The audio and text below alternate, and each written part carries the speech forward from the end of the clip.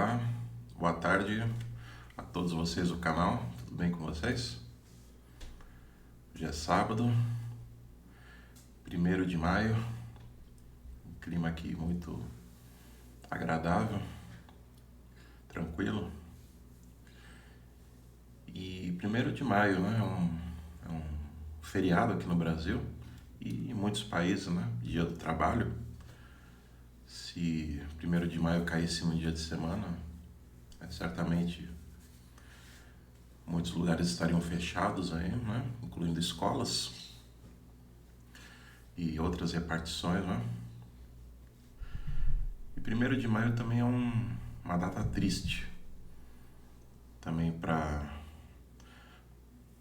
muitos brasileiros, né? Que é a data da morte do piloto brasileiro Ayrton Senna da Silva. Ayrton Senna morreu em 1º de maio de 94, com 34 anos, no autódromo de Imola, e em San Marino, que pertence à Itália. Eu lembro muito bem desse dia. Obviamente, tem dias que você não lembra com exatidão, mas esse dia, por incrível que pareça, eu lembro de muitas coisas que aconteceram. Eu acordei por volta de umas 9h30 da manhã, que é domingo, né? Eu geralmente acordo mais tarde. Na época eu estudava na antiga 8ª série, que hoje se diz 9º ano, né? Tinha acordado e ido direto pro videogame, jogar um pouquinho. Eu joguei por volta de meia hora, 1 hora. Eu desliguei e fui no quarto do meu pai pra dar bom dia pra ele. Ele tava lá assistindo a corrida. Dei bom dia, depois eu vi as imagens da corrida e falei, e o Senna onde tá? Daí ele falou, não, o Senna sofreu um acidente, uma pancada feia, foi levado pro hospital.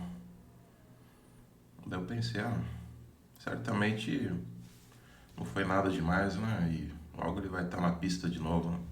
No próximo GP. E acho que meu pai deve ter pensado isso também. E as horas foram se passando, né? Naquela época não tinha internet, né? Internet no Brasil, eu acho que deveria ter em universidades grandes, mas nem todas, né? E no exército, círculos militares, assim, mas ao povão, internet em casa, esquece, não tinha, né? Nossas únicas fontes de informação era a televisão e jornal impresso, né? De resto, só isso, né? Então a gente ficou ali na expectativa de mais notícias pela televisão, né? Daí o tempo foi passando, chegou a hora do almoço e todos nós almoçamos. Eu lembro que a minha irmã, não sei se ela se lembra disso, mas ela comentou entre a gente ali no almoço, eu tava vendo num canal que se o Senna sobreviver vai ser um milagre. Daí eu pensei, caramba, né? A coisa foi séria mesmo, né? Daí eu almocei, subi, fui jogar mais um pouco de videogame, desliguei. Daí chegou minha mãe, já assim, em prantos. Diz assim, meu filho, né, o Senna morreu. E eu fiquei assim, né? Aquele sentimento de incredulidade na hora. Como, né? Como, né? Uma coisa dessa, né? Foi acontecer.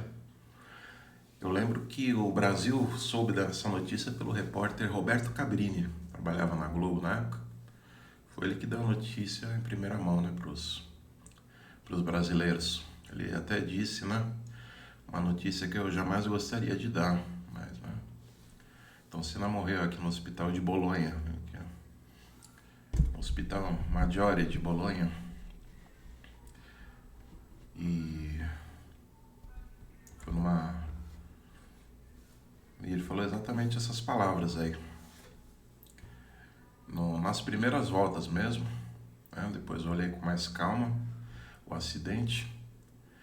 Numa curva chamada Tamborello, que é uma curva praticamente uma reta, assim, né? O carro dele, em vez de fazer a curva, foi direto na mureta. Foi uma pancada feia. Só que o problema foi o seguinte, que a barra de direção do carro dele quebrou.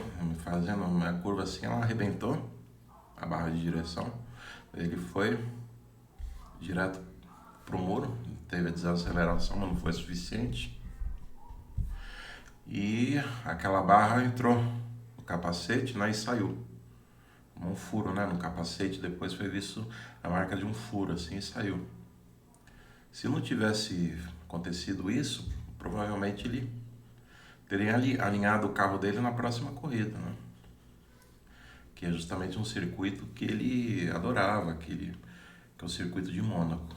Mas não foi, né, isso que aconteceu. Depois vendo as imagens, ele foi levado para o hospital e morreu, né, de morte cerebral. E depois, né, quando acontece isso, não tem mais o que fazer mesmo. Eu soube pela minha mãe, não soube pelo Roberto Cabrini. Nem sabia que minha mãe tinha, assim, um sentimento de comoção grande, assim, né? E foi uma morte que abalou o país, né? Desde Tancredo Neves não via uma comoção tão grande, né? Arrisco a dizer, né, que eu era muito pequeno quando quando soube, né, de Tancredo. Mas arrisco a dizer que a do Senna foi maior, né? E ali, né, os italianos também, ali na área do hospital, muitos chorando, né, que ele também era querido por muitas nacionalidades, né? E morreu com 34 anos e se estivesse vivo hoje faria 61 anos. Né? Faz 27 anos da morte dele. E a gente fica aqui imaginando, né? O que seria, né? O que Senna estaria fazendo hoje em dia? Poderia ser um empresário com filhos. Acho que ele poderia estar casado com filhos. Não sei se com a Adriana Galisteu, mas eu acho que ele poderia ter tido filhos, constituído uma família, poderia continuar o legado dele, né? E ele teve momentos muito marcantes na pista.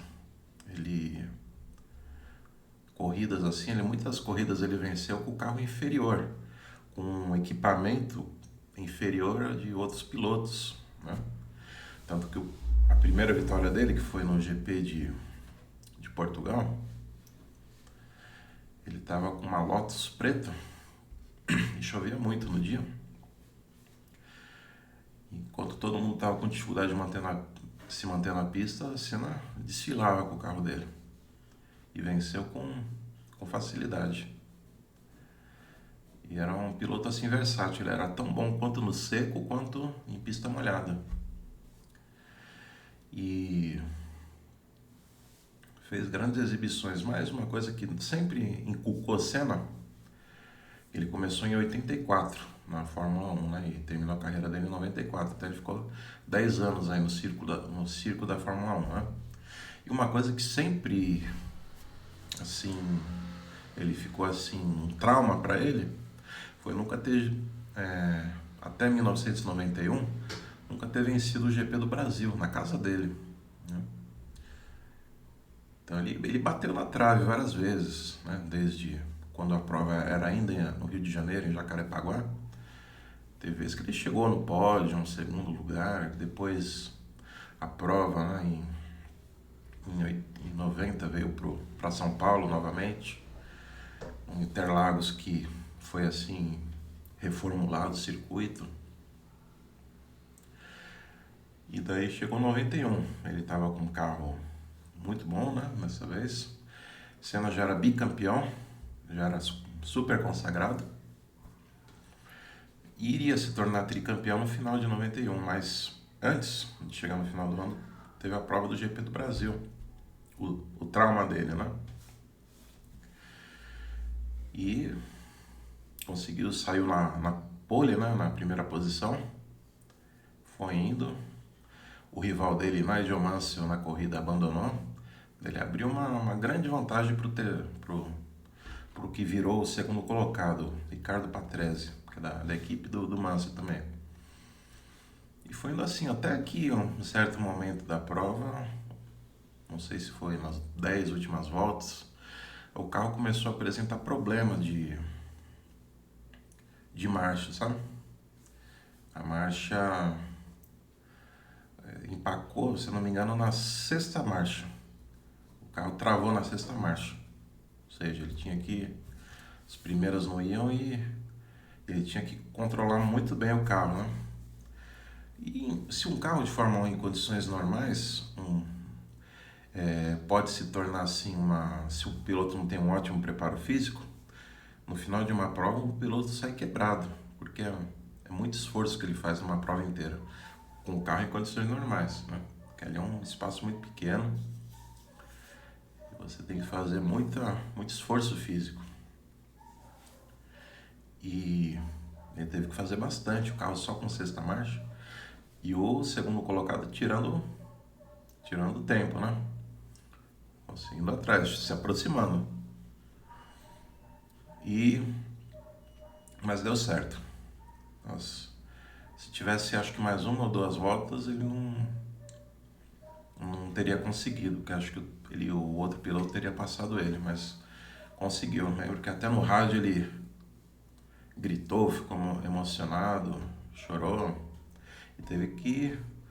Não conseguiu completar a volta e estacionar o carro. Parou ali na pista, teve que ser tirado com o carro e ido até o pódio com auxílio, né? Meio mancando. Eu lembro que ficou, né, super feliz ali nos boxes antes do pódio, chamou o pai dele, né,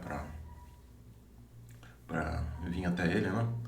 O pai dele sempre foi uma pessoa muito discreta, mas ele... Foi uma festa muito, muito grande, né? E acabou esse trauma dele, né? Depois ele venceu o GP do Brasil de 93 também, que foi a última vez que ele venceu no país, né? E ele falou depois numa entrevista que aquele tinha sido o maior momento da vida dele. Aquele ali foi o maior acontecimento, né? O maior momento que ele viveu foi ali. Venceu o GP do Brasil na casa dele. Ele já tinha feito grandes exibições, já estava, né, bicampeão do mundo. Mas para ele a maior felicidade seria vencer em casa. Eu nunca tinha conseguido. E conseguiu. Para ele foi o maior momento. Eu fico aqui daí refletindo isso com Jesus Cristo, fazendo um paralelo agora. Agora vamos, né, voltar bem muitos e muitos séculos antes do Senna nascer, milênios antes do Senna nascer. Vamos voltar a Cristo. Antes ainda do nascimento, da primeira vinda dele aqui. Quando nós não tínhamos ainda nem o planeta Terra, quando apenas existia a Trindade, que é o assunto que mais me fascina. Esse termo não tem na Bíblia, Trindade. O que seria a Trindade? Deus Pai, Deus Filho, Jesus e Deus Espírito Santo. Então, os três, né? É um assunto que mais me fascina porque também é o mais misterioso para mim. No começo ainda de tudo só existiam os três, que na verdade é um só, né? Cada um tem a sua função, né? Houve um dia que a Trindade resolveu criar o planeta Terra. E cada um teve uma função, né? Deus Pai dizia o que queria, Deus o Filho, Jesus Cristo, executava e o Espírito Santo dava os retoques finais, né? eu fico imaginando aqui, qual foi, por exemplo, o maior... Nós vimos que o Senna falou que o maior momento dele foi a vitória do GP do Brasil de 91. Qual foi o maior momento de Cristo, Jesus, né? O Deus revelado. Por que Deus revelado? Porque ele é um Deus que veio aqui e mostrou a face dele. Deus o Pai e Deus o Espírito Santo tem uma forma física também, os dois, mas a gente não conhece. Nós vamos, espero, né, conhecer na eternidade, mas eles nunca se mostraram assim. Houve um momento em que eles se reuniram no batismo de Cristo. Quando Cristo se batizou,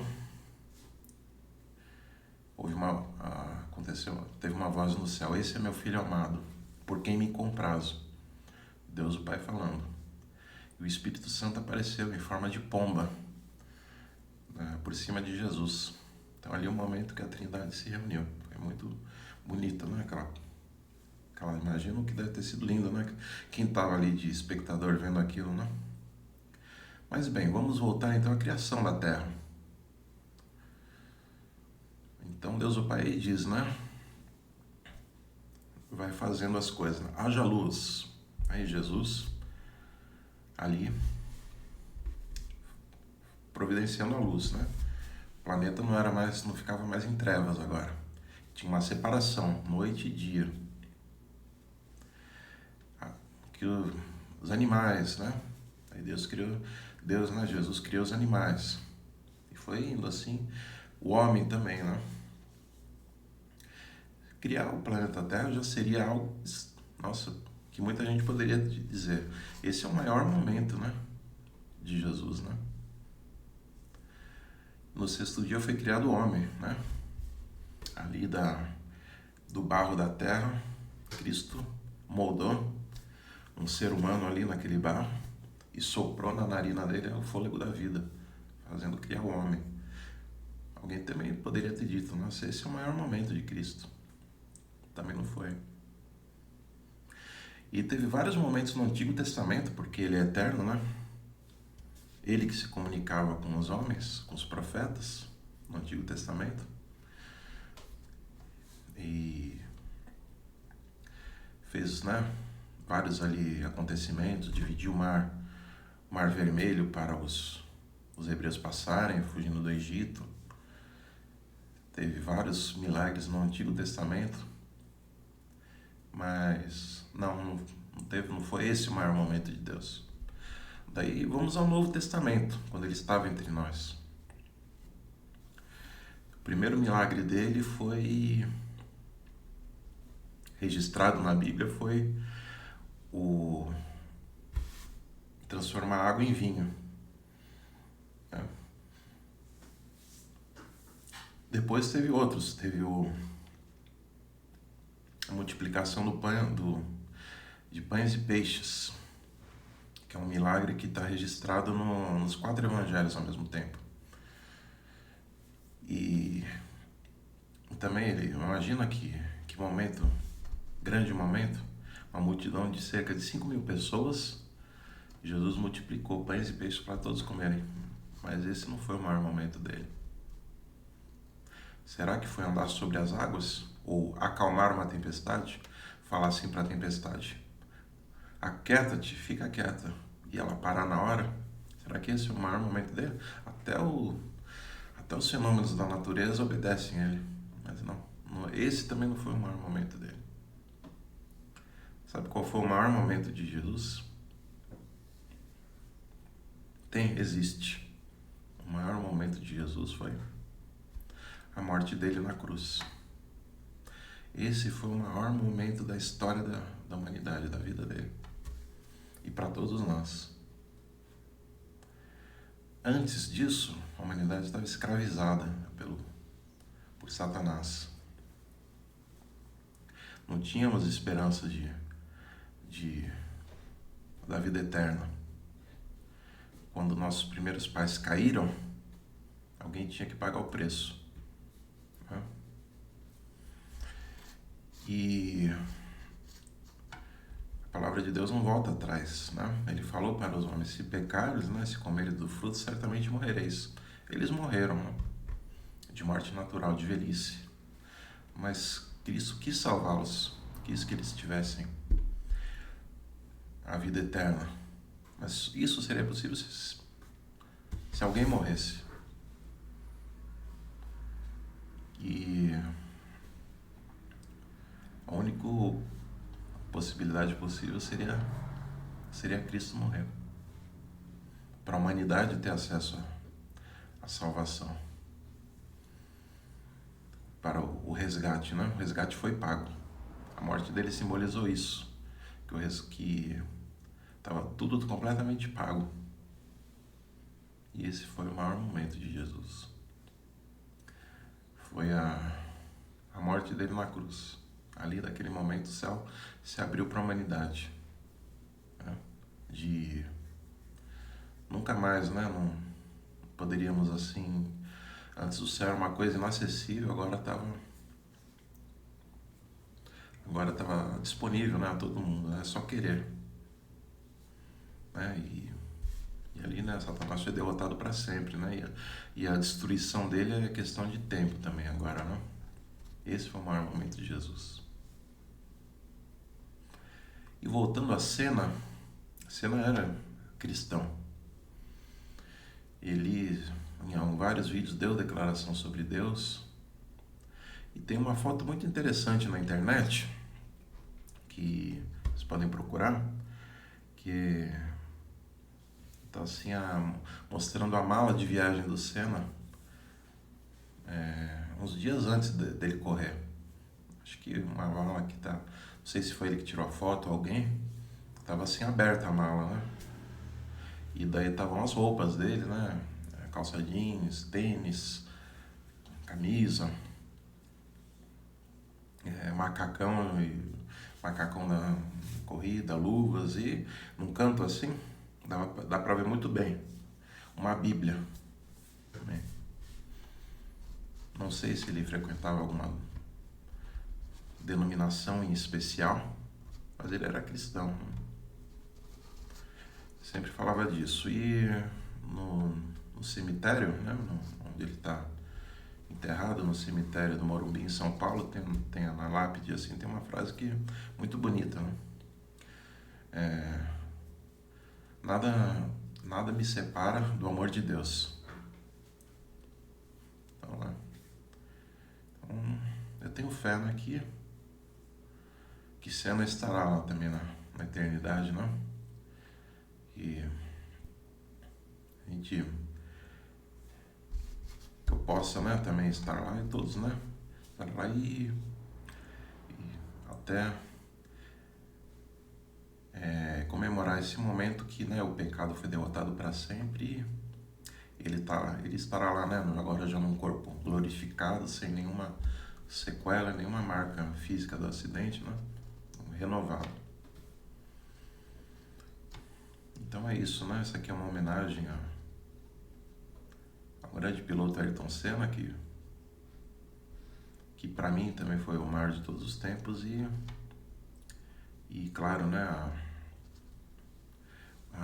a Jesus Cristo, né, o maior de todos, né, Deus, né, que graças a ele a gente sabe que agora a morte não é mais algo assim desesperançoso, né, para os seres humanos, que o maior momento que ele pagou na cruz deu esperança para todo mundo. Então eu desejo um ótimo sábado para todos, que Deus abençoe a todos vocês, que se você gostou do vídeo, curta, compartilhe com seus amigos, coloque o sininho para novas notificações, certo? Então, um ótimo fim de semana para vocês. Fiquem com Deus. Até a próxima.